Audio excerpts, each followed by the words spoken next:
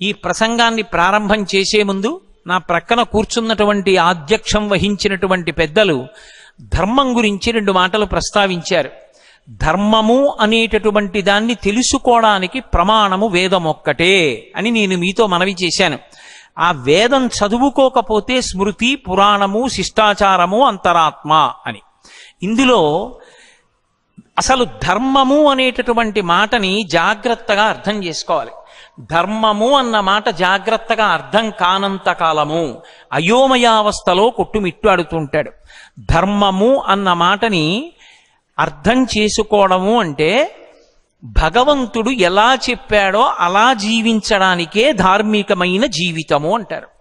భగవంతుడు చెప్పినట్టు జీవించడం అన్న మాట ఎందుకు వస్తుంది అసలు? ఏమి బుద్ధినిచ్చిన వాడు నీ ఇష్టం వచ్చినట్లు ప్రవర్తించని ఎందుకు అనకూడదు? మీరొక్కటి ఆలోచించండి.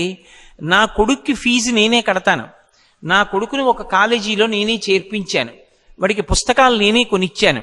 కానీ వాడికి 100 రూపాయలు జేబులో పెట్టి, ఒరే నువ్వు కాలేజీ నుంచి వచ్చేటప్పుడు ఎప్పుడైనా ఇబ్బంది ఏర్పడితే, హఠాత్తుగా నీకు ఏ బస్సు దొరకకపోతే ఏం బెంగ పెట్టుకోకు, 100 రూపాయలు ఇచ్చి ఆటోలో వచ్చి, లేదా నువ్వు పట్టుకెళ్ళినటువంటి క్యారేజీలో అన్నం తింటూ ఉండగా గిన్నె నీ చేయి తగిలి కింద పడిపోతే ఆకలితో ఉండకు, ఓ 20 రూపాయలు పెట్టి నీకు కావలసింది ఏదైనా తిను, పండో ఫలమో కొనుక్కుని అని నేను 100 రూపాయలు ఇచ్చాను.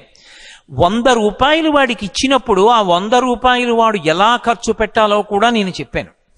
ఒకవేళ నేను చెప్పినట్టు వాడు ఖర్చు పెట్టకపోయి ఉండవచ్చు, కానీ అది వాడు చేసింది మాత్రం ధార్మికమైన పద్ధతిలోనే, అది ఎక్కడ చెడు పని కొరకు కాదు అని నేను అనుకున్నాను అనుకోండి, అప్పుడు నేను వాడిని తప్పు పట్టను. నేను చెప్పిన పనులే కాకుండా వాడు హఠాత్తుగా కాలేజీకి వెళ్ళినప్పుడు మంచి పుస్తకం, ఇది మీరందరూ చదవవలసిన పుస్తకం అని తీసుకొచ్చి అక్కడ పెట్టారు, అందరూ కొనేసుకోవడంలో తెచ్చిన పుస్తకాలు అయిపోతున్నాయి. ఆ పుస్తకం 100 రూపాయలు, మళ్ళీ పుస్తకాలు ఇంకో నెల పోయాక వస్తాయన్నారు. 100 రూపాయలు పెట్టి నా కొడుకు ఆ పుస్తకం కొనేసుకున్నాడు. ఇప్పుడు నా కొడుకు తప్పు చేశాడా ఒప్పు చేశాడా అంటే ఆ పుస్తకంలో ఏది ఉన్నది, అది వాడు ఎందుకు చదవాలనుకుంటున్నాడన్న దాన్ని బట్టి నేను నిర్ణయిస్తాను. నేను చెప్పనిది కొనేశాడని కొట్టేయను వాడిని. వాడు కొనుక్కున్న పుస్తకం వాడికి అభ్యున్నతిని కల్పించేదనుకోండి, పరమాచార్య స్వామి వారి అనుగ్రహ భాషణముల సంకలనం అది. నేను పరమ సంతోషించి నా కొడుకుని కౌగిలించుకుంటాను. 100 రూపాయలు ఇచ్చిన నేను నా కొడుకు దాన్ని ఎలా ఖర్చు పెట్టుకోవాలో చెప్పాను.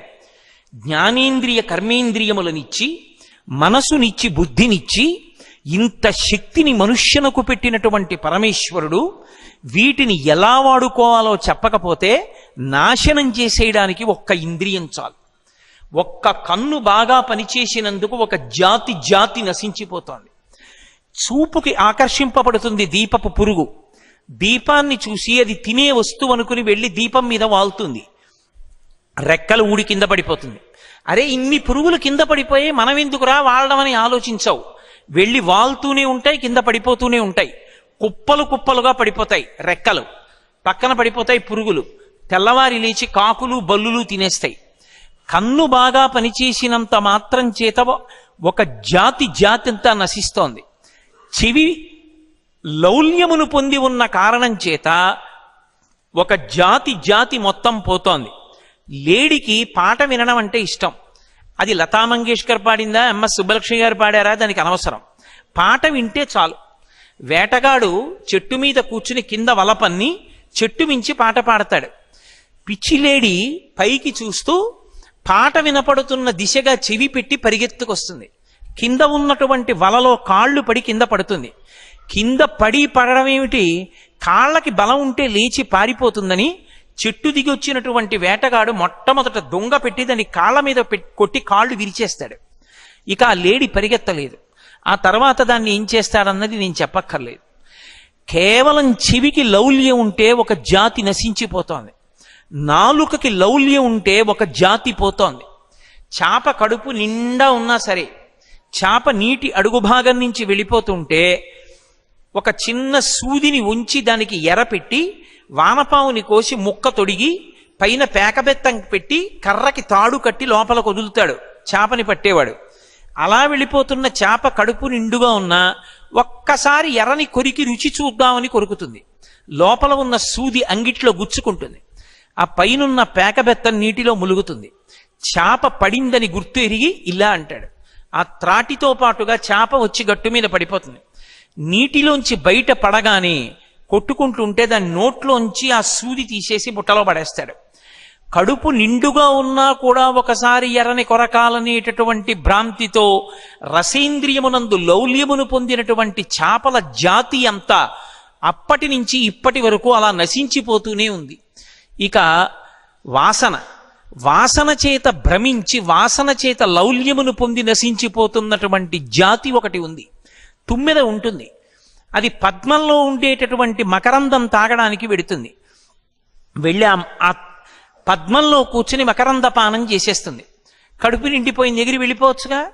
ఆ కేసరముల నుండి వచ్చేటటువంటి పుప్పుడి వాసన చూస్తూ ఎంత బాగుందో ఈ వాసనని పద్మంలో పడుకుంటుంది. కడుపు నిండా తేనె తాగిందేమో, తేనెకి మత్తెక్కించే గుణం ఉంటుంది, నిద్ర పట్టేస్తుంది. సాయంకాలం అవగానే పద్మానికి ముడుచుకునే లక్షణం ఉంటుంది, చంద్రోదయానికి ముడుచుకుంటుంది. ముడుచుకుంది కాబట్టి ఇప్పుడు అందులో ఉన్నటువంటి తుమ్మెదకి పైకి రావడం చేత కాక కొట్టుకుంటూ ఉంటుంది. సాయంకాలం అయితే నీళ్లు తాగడానికి ఏనుగులు వస్తాయి. వచ్చి సరోవరంలో ఉన్న పద్మం యొక్క తూడు తమ తొండంతో పెరికి బయట పారేసి తమ కాలితో తొక్కుతాయి. తొక్కినప్పుడు లోపల ఉన్నటువంటి తుమ్మెద ఏనుగు యొక్క పాద తాకిడికి మరణిస్తుంది. అంటే కేవలముగా వాసనాలౌల్యము చేత పద్మంలో పడుకుందామనుకునేటటువంటి తుమ్మెదల జాతి అంతా కూడా ముక్కు యొక్క తన్మాత్ర అయినటువంటి వాసనయందు లౌల్యమున్న కారణం చేత నశించిపోతోంది. ఏనుగుకి స్పర్శేంద్రియమునందు లౌల్యం. ఆడ ఏనుగు కనపడితే ఒకసారి ఇలా రాసుకోకపోతే అది ఉండలేదు. అందుకే పెద్ద గొయ్యి తవ్వి పుచ్చుకర్రలు పరిచి దాని మీద గడ్డి వేసి ఒక ఆడ ఏనుగు బొమ్మ పెడతారు మట్టితో చేసి. ఆడ ఏనుగు కనపడగానే దాన్ని ఒరుసుకుందామని వచ్చి ఒక్కసారి ఆ ఆడ ఏనుగుకి తన చర్మాన్ని ఇలా ఇలా రుద్దుతుంది. ఆ ఊగడంలో బరువుకి కర్రలు విరిగి గోతిలో పడిపోతుంది. ఇక దానికి ఆహారం పెట్టరు, నీళ్ళు ఇవ్వరు. అది శుష్కించిపోయి నీరస పడిపోతే ఆ పిచ్చి 4 చెరుకు కర్రలు పెట్టినటువంటి వ్యక్తి ఆ అంకుశాన్ని చేత్తో పట్టుకుని కుంభస్థలం మీద పొడుస్తుంటే తలలోంచి వచ్చిన పోటుకి భయపడిపోయి ఆ అంకుశం చూసినా మావటిని చూసినా భయపడిపోయి ఇంత పెద్ద ప్రాణి అతను ఏం చెప్తే చేస్తుంది. అంకుశం అంటే ఎంత భయం అంటే దాని ముందరి 2 కాళ్ల ముందు అంకుశాన్ని పెట్టి మావటి పక్కన కూర్చుంటాడు. తొండం ఇలా ఊపుతుంది, కాళ్ళు వెనక్కి ఆడిస్తుంది తప్ప ముందరి కాలు ఎత్తి మాత్రం అంకుశం మించి బయటికి వెయ్యదు. బయటికి వేస్తే అది పెట్టి తలలో పొడుస్తాడని భయం. తను కేవలం వేరొక ఏనుక్కి శరీరాన్ని రుద్దుకోవాలన్న కోరికకి స్పర్శేంద్రియ లౌల్యానికి ఏనుగు నశించిపోయింది. ఏనుగుల జాతి అంతా నశించిపోతోంది. 5 ఇంద్రియాలు బలంగా ఉన్నటువంటి మనిషి ఏ శాస్త్రము ప్రమాణంగా లేకపోతే ఉరే నువ్వు పాడైపోతావురా వాటిని ఇలా వాడుకోని చెప్పేవాడు లేకపోతే ఈ 5 ఇంద్రియములను పట్టుకుని మనస్సు లాగేస్తే ఎంత పతనమైపోతాడో, ఎక్కడికి వెళ్ళిపోతాడో, చిట్ట చివరికి ఎలా పాడైపోతాడో, ఎన్ని కోట్ల జన్మలు మళ్ళీ తిరియక్కుగా మారిపోతాడోనని పరమ కరుణామూర్తి అయినటువంటి పరమేశ్వరుడు వేదాన్ని ప్రమాణంగా ఇచ్చాడు. ఇచ్చి ఆచారకాండాన్ని నిర్ణయం చేశాడు. ఒరే నాయనా, మీరు మీకు ఇచ్చిన ఇంద్రియాల్ని ఇలా వాడుకోండి, ఇంద్రియముల యొక్క ఉద్ధతిని ఇలా తగ్గించుకోండి. అందుకే ధర్మము అన్న మాటకు అర్థం ఏమిటంటే కామము అర్థము ఈ రెండిటినీ కూడా, ఈ 2 పొటమరించకుండా ఉండవు. ఈ 2 ప్రతి మనుష్యుని యందు పొటమరించి తీరుతాయి. అవి లేకుండా ఎవరు ఉండడు. కానీ భగవంతుడు చెప్పిన మార్గంలోకి మళ్ళిస్తారు. ఆ మార్గంలోకి మళ్ళితే అది బంధనహేతువు కాదు. ధర్మం ఒక చట్రము. ఆ చట్రములోంచి మీరు వెళ్ళినంత కాలం సురక్షితం. పట్టాల మీద రైలు వెళ్ళినంత కాలం రైలు సురక్షితం. ఆకాశంలో వెళ్ళి క్షేమంగా భూమి మీదకి దిగితే విమానం సురక్షితం. నీటిలోనే ప్రయాణం చేస్తే ఓడ సురక్షితం. ధర్మచట్రంలోకి ఇమిడితే మనం సురక్షితం.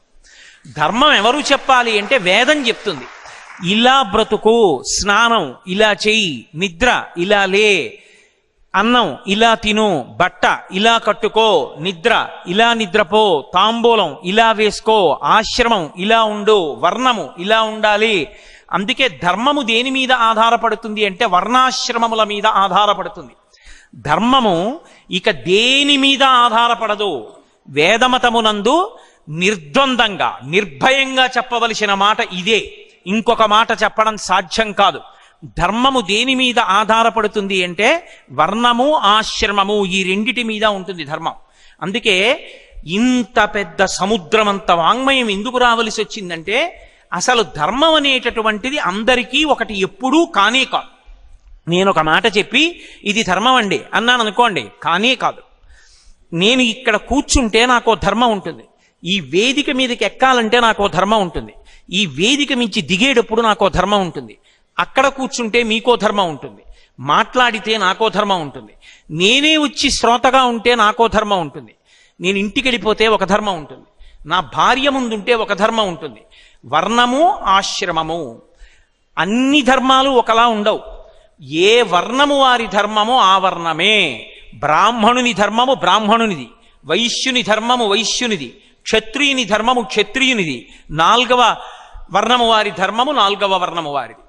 ఇందులో మీరొకటి బాగా జ్ఞాపకం పెట్టుకోవాలి, వేదము ఎవరినీ తక్కువ చేసి చూడదు.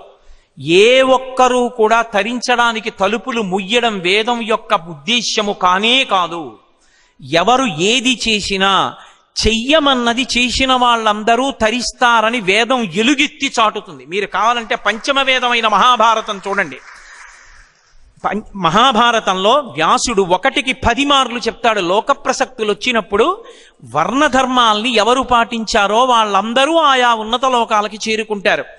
అన్ని వేళలా ఒకరి ధర్మాన్ని ఒకరు పట్టుకునే ప్రయత్నం ఎప్పుడూ చెయ్యకూడదు. చాలా మంది ఏమనుకుంటారంటే వేదం బ్రాహ్మణులకు మాత్రమే, బ్రాహ్మణులు పక్షపాతం, బ్రాహ్మణులు ఒక్కళ్లే తరించడానికి అలా ఉంటుంది, మిగిలిన వాళ్ళకి అవకాశం ఇవ్వలేదనుకుంటారు. నేను నిజంగా మీతో వేదంలో బ్రాహ్మణుని యొక్క జీవితం గురించి చెప్పాననుకోండి, మేము ఇలా పుట్టడం ఎంత అదృష్టమో అంటారు మీరు. వేదం చదువుకున్న బ్రాహ్మణుడు కనపడితే నమస్కారం చేసి పరమభక్తితో ఆయన చెప్పినట్లు చేస్తే చాలు తరించిపోతారు ఒకరు. జీవితాంతం త్యాగమూర్తి అయి వేదం చదువుకున్నందుకు త్రికాలముల యందు సంధ్యావందనం చేస్తూ వేదమంత్రాల్ని ఆమ్నాయం చేస్తూ ఎప్పుడు ఆ వేదం ఎలా చెప్పిందో అలాగే బ్రతుకుతూ త్యాగేనైకే అమృతత్వమానసూహయి బ్రాహ్మణుడు బ్రతకడం అంటే అంత తేలికైనటువంటి మాట కాదు. అంత కష్టపడి బ్రతుకుతాడు బ్రాహ్మణుడు. అందుకే ఎవరికి ఏది ధర్మమో అది వాళ్ళకి ధర్మం అని చెప్పింది. అంత వాంగ్మయం ఎందుకు వచ్చిందంటే వర్ణాన్ని బట్టి ధర్మం చెప్పింది, ఆశ్రమాన్ని బట్టి ధర్మం చెప్పింది. ఒకటి ధర్మం ఒకటికి ఉండదు. ధర్మం అనేటటువంటిది ఇది మీరు ధర్మం పట్టుకోండి మీ అందరూ సంతోషంగా ఉంటారన్న మాట అన్వయం అవ్వదు. ఎందుచేత ఒక్క మాట అందరికీ అన్వయం ఎప్పుడూ కాదు. సామాన్య ధర్మములని కొన్ని ఉంటాయి, అవే అన్వయం అవుతాయి. అహింస అది కూడా మళ్ళీ కొందరి దగ్గరికి వెళ్ళేటప్పటికి మారిపోతుంది. మహాభారతంలో మాంసాన్ని అమ్మినటువంటి వ్యక్తి ఒక ఆయన ఉన్నాడు, ఆయనకి వృత్తి రీత్యా ధర్మం అయిపోయింది, అప్పుడు ఆయన్ని దోషం రాలేదు. అది అందుచేతనే ధర్మం అన్నది ఆశ్రమాన్ని బట్టి ఉంటుంది. బ్రహ్మచారి ఉన్నాడనుకోండి, బ్రహ్మచారికి ధర్మం వేరు.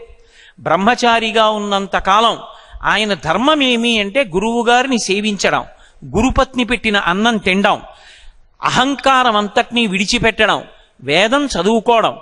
బ్రహ్మచారికి ఉపవాసం లేదు. ఏకాదశి ఉపవాసంలో మినహాయింపబడిన వాళ్ళల్లో బ్రహ్మచారి ఒకడు. ఎందుకంటే బ్రహ్మచారి బలంగా ఉండాలి, బాగా చదువుకోవాలి. అందుకే మేము వేద పాఠశాల పెట్టాం కానండి, వేద విద్యార్థులకి అన్నం మాత్రం పెట్టమని ఎవరు అనరు. వేద పాఠశాల పెట్టారు అంటే అన్నం కూడా పెట్టవలసిందే. ఎందుకంటే బ్రహ్మచారి అన్నం తినకుండా వేదం ఎక్కడి నుంచి చదువుకుంటాడు? బ్రహ్మచారికి ఉపవాసం లేదు. ఎందుకు లేదు అంటే బలంగా ఉండాలి, బాగా చదువుకోవాలి, బాగా ఆమ్నాయం చెయ్యాలి స్వరం పెట్టి. అందుకే బ్రహ్మచారి యొక్క ధర్మం వేరు. కాటుక పెట్టుకోకూడదు, తాంబూలం వేసుకోకూడదు, ఆయన ఎక్కడా కూడా అద్దం చూసుకోకూడదు, భోగం పట్ల అనురక్తితో ఉండకూడదు, దానం పట్టకూడదు, రేపటికని దాచుకోకూడదు. ఆకలేస్తే సన్యాసి ఎలా పెడతాడో అలా భిక్ష కోసం పెడతాడు. గృహస్థుకి ప్రధాన ధర్మం ఏమిటి అంటే బ్రహ్మచారికి సన్యాసికి భిక్ష పెట్టడం. మరి బ్రహ్మచారి ధర్మం ఒకటి. బ్రహ్మచారికి చెప్పిన ధర్మం నేను సభలో చెప్పి మీ అందరూ పాటించండి అంటే ఎలా కుదురుతుంది? కుదరదు. బ్రహ్మచారి ధర్మం బ్రహ్మచారిది. నేను చెప్పే మాటల్లో ధర్మం బ్రహ్మచారులు పట్టుకోవలసింది బ్రహ్మచారులు పట్టుకోవాలి. గృహస్థు యొక్క ధర్మం గృహస్థుది. గృహస్థు దానం పట్టచ్చు, భోగం వేదం ఎలా చెప్పిందో అలా అనుభవించవచ్చు. ఎందుకని? మీరు ఋషుల యొక్క, వేదం యొక్క, ఈశ్వరుడు యొక్క హృదయాన్ని అర్థం చేసుకోవాలి. అసలు మనుష్యునికి కామము లేకుండా ఉండడం సాధ్యము కానే కాదు. కామము పొటమరించి తీరుతుంది. వస్తువుల పట్ల కామం విడిచిపెట్టండి. ఎవరో మహాపురుషులు పుట్టుక చేత నిస్సంగులైన శుకబ్రహ్మ, వామదేవుడు వంటి వారిని పక్కన పెట్టండి. 199 మంది అథవా 100 మంది స్త్రీ పురుష సంబంధమైన కామం కూడా పొందుతారు. గర్భాష్టమంలో ఉపనయనం చేయమని ఎందుకు చెప్పారు? గర్భాష్టమం అంటే బ్రాహ్మణుడికి అమ్మ కడుపులో ఉన్న 10 నెలలు కూడా లెక్కలో పెట్టుకుని 7 సంవత్సరముల 2 నెలలు వచ్చేటప్పటికి ఉపనయనం చేయమన్నారు. ఎందుకు అంటే లింగ వివక్ష తెలుస్తుంది కాబట్టి. ఆయన యొక్క తేజశక్తిని ఓజోశక్తిగా మార్చడానికి ప్రయత్నం చేసింది శాస్త్రం. కాబట్టి ఇప్పుడు బ్రహ్మచారికి ఉండేటటువంటి ధర్మం ఒకటి.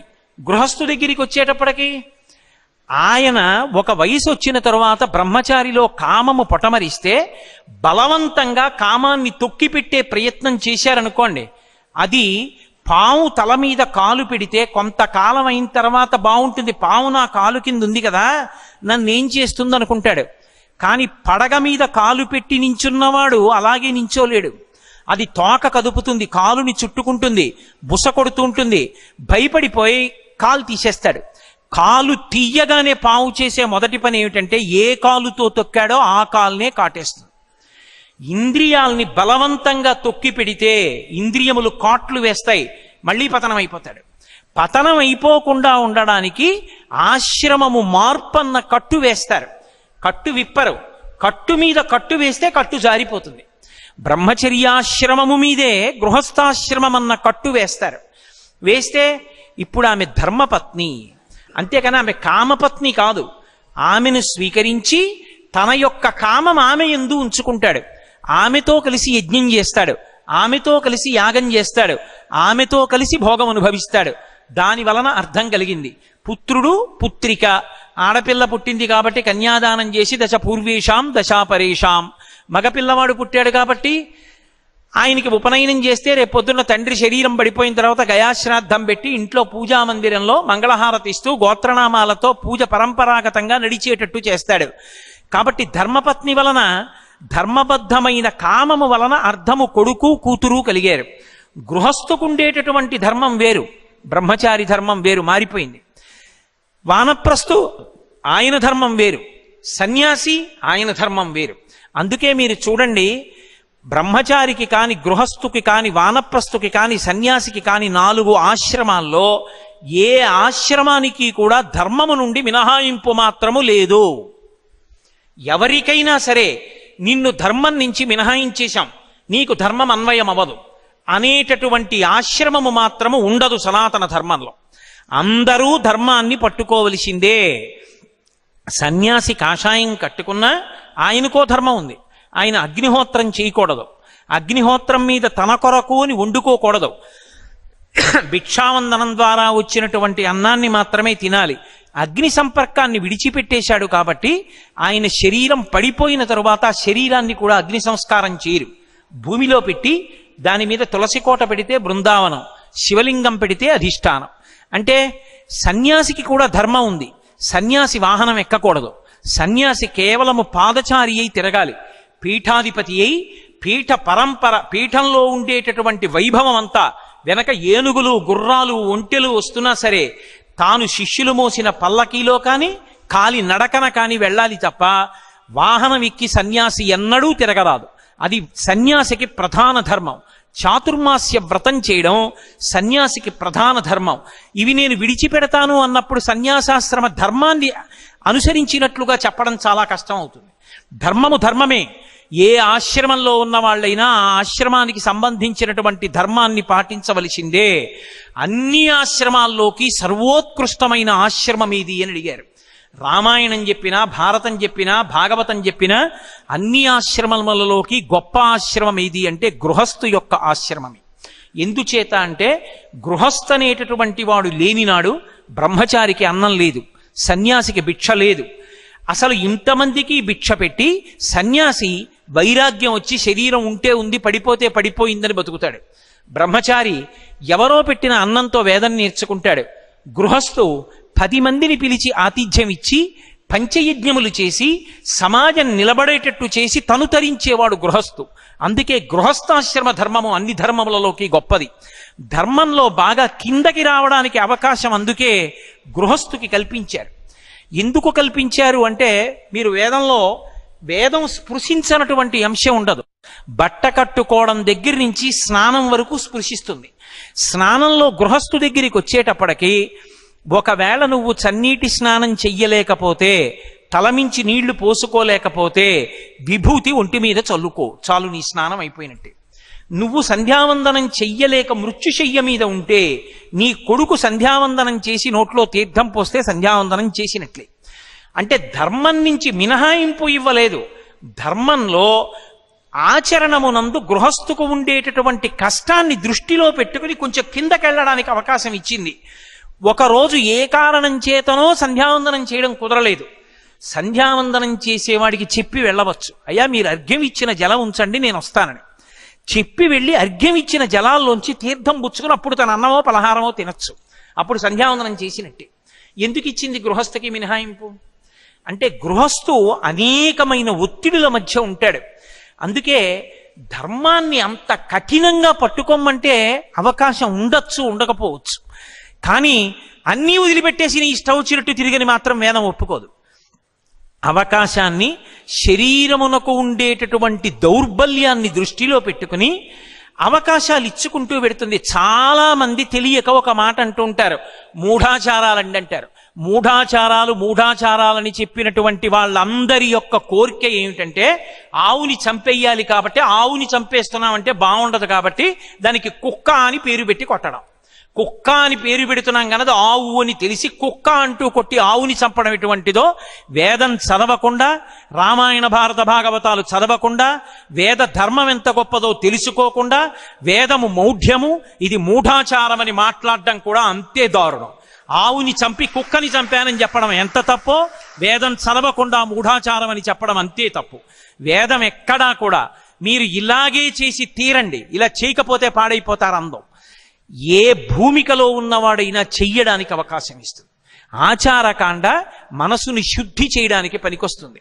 అందుకే మీరు ఏది పట్టుకోవడానికి ఏ స్థితిలో ఉన్నారో చూస్తుంది. ఏకాదశి ఉపవాసం చెయ్యండి.